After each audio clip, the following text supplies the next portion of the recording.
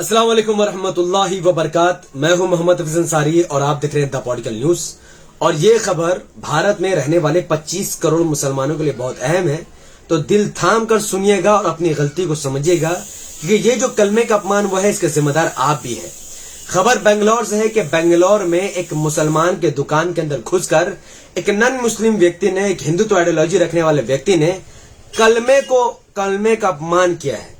एक मुस्लिम दुकान में कलमे को ऊपर टंगा कर रखा हुआ था, जैसा मेरे सर के ऊपर एक कलमा रखा हुआ है, ठीक इसी तरीके से एक फ्रेम में ला इलाहा इल्लल्लाह मोहम्मदुर रसूलुल्लाह के एक कलमा रखा हुआ था, जिसे एक हिंदुत्व व्यक्ति ने घुसकर उस कलमे को निकाल कर फेंकने की कोशिश की, उसको अपने पैरों तले रौंदने की कोशिश की, उसका अपमान करने की कोशिश की, ये कहकर कि ये पाकिस्तानी कलमा है, ये यहां कर रहा है।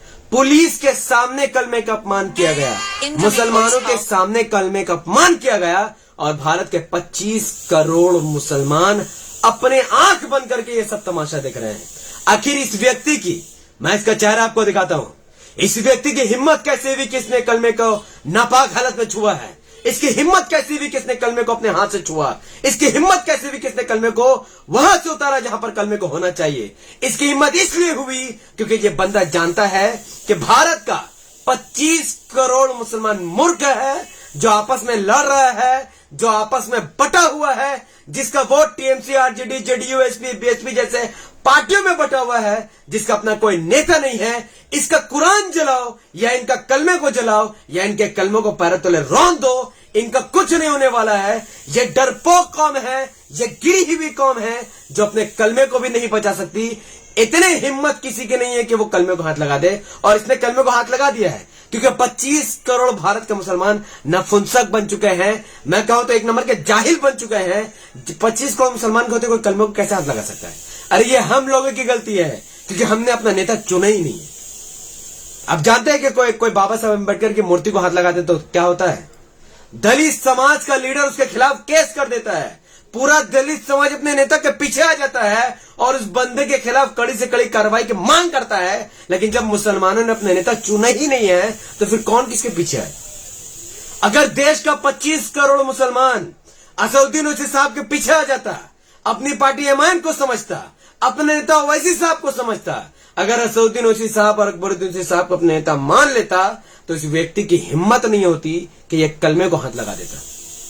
तमाम पार्टी पॉलिटिक्स को अलग कर दीजिए, सब कुछ एक तरफ रख दीजिए, लेकिन यह सच है कि जिस कौम का अपना नेता है उस कौम के खिलाफ बोलने वाला कोई पैदा नहीं होता। यादव कम्युनिटी के खिलाफ कोई कुछ नहीं बोलता क्योंकि वो जानता है कि अगर यादव की बात आएगी तो अखिलेश यादव खड़ा हो जाएगा, लालू यादव खड़ा हो जाएगा, तेजस्वी यादव खड़ा हो जाएगा। जो लोग जानते हैं कि अगर हम दलित के खिलाफ बोलेंगे तो मायावती खड़ी हो जाएगी, चंद्रशेखर आजाद खड़ा हो जाएगा। लोग जानते हैं कि अगर ब्राह्मण के खिलाफ बोलेंगे तो पूरी की पूरी बीजेपी पार्टी खड़ी हो जाएगी, तृणमूल कांग्रेस खड़ी हो जाएगी, कांग्रेस पार्टी खड़ी हो जाएगी, क्योंकि ये लोग ब्राह्मण समाज की पार्टी है।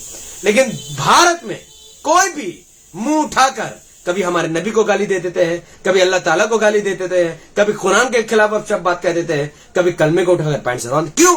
क्योंकि ये लोग जानते हैं कि 25 करोड़ देश का मुसलमान मूर्ख है, वो कभी ओवैसी साहब का साथ नहीं देगा। जब तक ये लोग ओवैसी साहब को बीजेपी की टीम कहते रहेंगे, तब तक ये लोग कलमे को अपने पैरों तले रौंदते रहेंगे।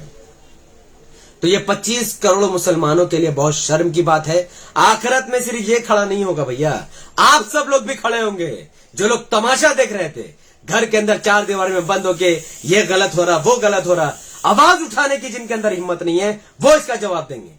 क्योंकि ये कलमा है, ये वो पवित्र कलमा है जिसे पढ़कर एक काफिर मुसलमान बन जाता है, जिसे पढ़कर जहन्नमी जन्नती बन जाता है, जिसे पढ़कर अल्लाह ताला लोगों के गुनाहों को माफ कर देता है, जिसके पढ़ने के बाद वो अल्लाह का प्यारा बन जाता है। ये वो कलमा है जिसकी जंग छिड़ती है दुनिया में। ये वो कलमा है जो बुराई मिटाता है। ये वो कलमा है जो नेकी की याद दिलाता है। ये वो कलमा है जो शिर्क से लोगों को बचाता है, जो अल्लाह के करीब लोगों को लाता है। ऐसे कलमा का अपमान होता है और 25 करोड़ मुसलमान नपुंसक होकर तमाशा देखते हैं और ओवैसी साहब को वोट करने की बजाय कहते हैं कि ये बीजेपी के बी टीम है। जब तक तुम ओवैसी साहब को इल्जाम लगाओगे, बीजेपी का बी टीम और एजेंट कहते रहोगे, तब देखोगे कि ऐसे वाहियात लोग कुरान और हमारे कलमे का अपमान करेंगे। अब आपको फैसला करना है कि आप चाहो तो ओवैसी साहब का साथ दो और कलमा को बचाने की इस मुहिम में जुड़ो एमआईएम से, और अगर आप चाहो तो ओवैसी साहब को गाली दो, ओवैसी साहब को बीजेपी का बी टीम एजेंट कहो, और बदले में देखो कि ये लोग आपके कलमे को जलाएंगे, कुरान को जलाएंगे, और इस तरीके से दुनिया चलती रहेगी और आप अपमानित होते रहोगे पूरी दुनिया में। पूरी दुनिया के लोग आपको थूकेंगे।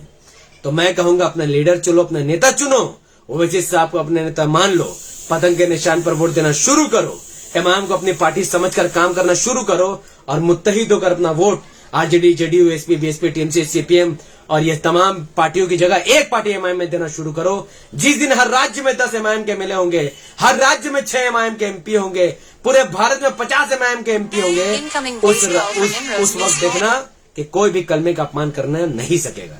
तो इस कम से कम जरा से भी शर्म हो तो इस वीडियो को कम से कम 5 बड़े ग्रुप में शेयर करो, कमेंट पर अपनी प्रतिक्रिया दो, हमारे पेज द पॉलिटिकल न्यूज को फॉलो और लाइक करो। बहुत बहुत शुक्रिया। मैं था मोहम्मद हफीज अंसारी और आप देख रहे थे द पॉलिटिकल। बहुत बहुत शुक्रिया।